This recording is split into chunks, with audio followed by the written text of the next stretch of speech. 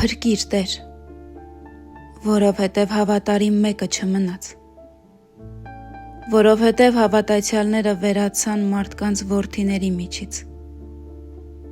Ամեն մարդ զուր բան է խոսում իր ընկերոջ հետ։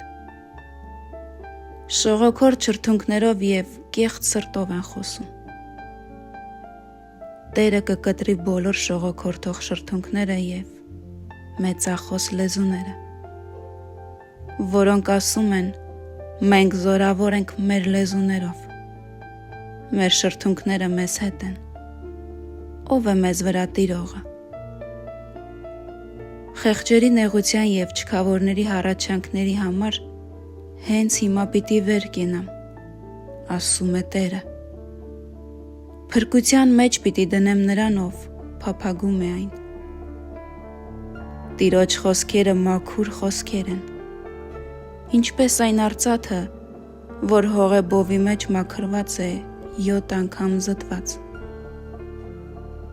Դու, Տեր, կպահես նրանց և նրանց հավիտյան կպաշտպանես այս ազգից։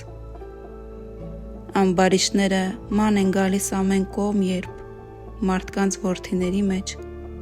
բարձրանում են անարգները։